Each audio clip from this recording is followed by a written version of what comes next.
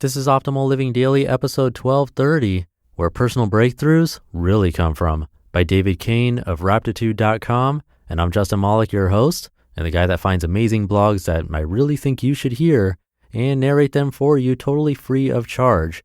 Just hit subscribe in your favorite podcast app. And by the way, this is always with permission from the authors.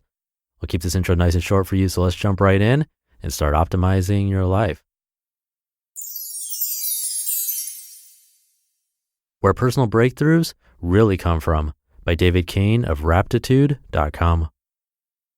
This article isn't ultimately about money, but it does include a simple technique I can almost guarantee will save you tens of thousands of dollars, years of needless toil, and relieve you of an enormous amount of financial stress. If you do this one thing, you'll have a lot more money and a lot less worry without any concerted efforts to earn more or restrict your spending. Probably the only way it won't change your life is if you're already doing it. It isn't difficult and it requires no new skills, only a few minutes here and there and perhaps a daily alarm or a strategically placed sticky note to remind you to do it. Here it is. You ledger your income and expenses. Any money that enters or leaves your possession, you track in a spreadsheet or ledger by category. Then look at the totals at the end of the month. As a fail-safe, sit down once a week for 20 minutes to make double sure you did it. That's the entire commitment, just tracking the income and outgo. You're free to buy whatever you want as long as you track it. Go order $85 worth of tapas and wine, just make sure you ledger it. Go get a $350 handbag if you like, as long as you're willing to type that $350 into the clothing and accessories column later that night. Without any budgeting or self-imposed restrictions, you'll automatically make far better use of your money, at least doubling or tripling the efficiency of your discretionary spending. You'll gain a sense of control over your financial life and experience far less money anxiety, all without any conscious effort to spend less or make more. It works because it's impossible to be aware of the actual numbers behind your behavior without your priorities changing. It becomes easy to see when you're getting value and where you're not.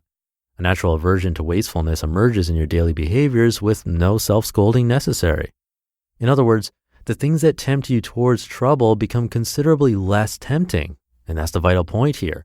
Tracking your behavior without striving to change it gently reduces the amount of willpower and self-scolding required to do the right thing. The magic of tracking without striving.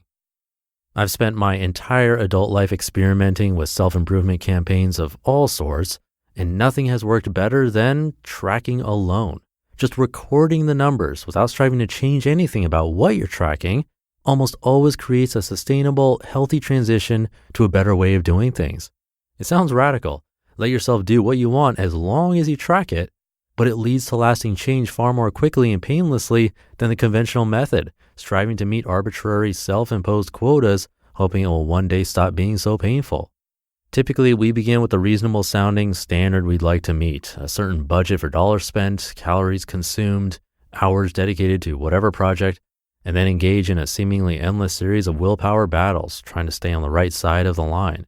We combine all of our tracking with striving, and striving sucks, particularly if we're striving to change behaviors we don't understand yet, so we soon quit both.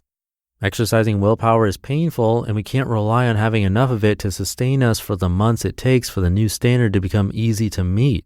From the start, we can't wait to be done with our campaign of self-restriction, so we fall or dive off the wagon and maybe try again in a few months.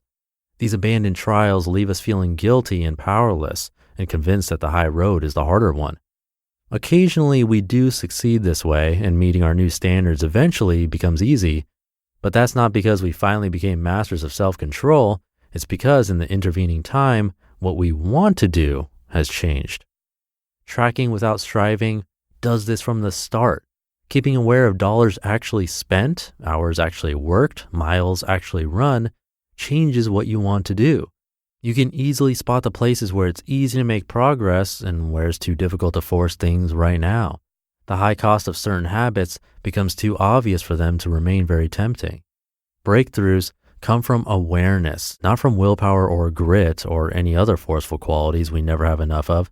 They come from understanding our behavior, not from policing it. Awareness makes stagnation impossible. When we don't allow striving to undermine our tracking, the improvement comes from wisdom, a real-time understanding of the connectedness between our behaviors and the types of ease and difficulty we keep experiencing in our lives. Doing the healthy or wholesome thing is always going to be a fight if it only comes from a dull, nagging sense that you should do it. And the daily commitment is so small, writing a few digits on a chart, whatever they are that day, for whatever behavior is important to you, that you're not tempted to quit. Yet this small act of accounting is enough to bring the consequences of your choices into the moments in which you make them. Seeing on your chart that you only worked on your book for 14 minutes this week makes it nearly impossible to continue in the same way. You'll either change your routine right away or consciously shelve the project, either of which might be appropriate. If you've convinced yourself you deserve an indulgence, go ahead and eat a tub of Ben & Jerry's at 3 p.m. as long as you write down the 1,330 calories. Tracking without striving allows us this vital freedom to overindulge sometimes, to give ourselves a break, to be human, in other words. But as long as you're tracking the reality of your behavior, there's no way you'll do it every day. Our habitual self-defeating behaviors, overspending, quitting early, skipping workouts, require certain unawareness that they're connected to anything real. We need to believe in some naive way that the cost of a bad choice is not really ours to pay. Unfortunately, we do this easily. Right now, you gets the immediate benefit of the impulse purchase or the skipped workout, with a faint sense that later you will always be there to pick up the pieces. We can operate this way throughout our lives and still wonder why we always have the sense that we're digging out from under something: debt, neglected health, messes of all kinds. Creating an everyday habit isn't quite trivially easy, but entering a number on a chart is about as easy as it gets. There's something immediately satisfying about it, regardless of the numbers. It's interesting and often fun to see what in your life affects your numbers and what your numbers affect in your life. Most importantly, it feels great knowing that you can act freely as long as you acknowledge in writing what you use that freedom for on this particular day. It forces you to recognize that you are free and have always been, but that you can't escape responsibility for how you use that freedom, whether or not you choose to be aware of it. You can always quit tracking, of course, but after doing it for even a short time, you can't quit without knowing you're choosing to live in the dark. It really feels like a conscious decision to be less happy.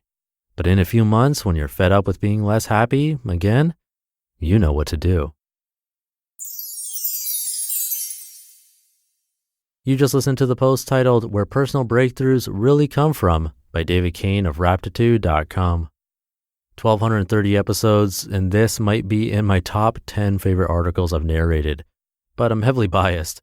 If you're a longtime listener, you know I've been tracking every single penny in and out of my life for over 9 years now. I wrote an article about it, and it ended up getting picked up by Business Insider and Yahoo News. I narrated that article a long time ago, but David Cain's is better, to be honest. Please try this. It really does work and is so easy. On the money side, I guess that's my expertise. Tools have made this so much easier in recent years. You barely have to do anything if you use credit cards for spending most of the time. The best system I found to do that after experimenting with pretty much all of them is YNAB. They've never sponsored the show, but I did reach out to them because I love YNAB, and I got an extended free trial at oldpodcast.com/track. It's made my tracking almost seamless. It's a lot easier than it sounds. So definitely try it out. Even if it's just for a trial period, just like he said in this article, you'll learn a ton. Just go to oldpodcast.com/track for an extended trial. I'll have that linked in this episode's description.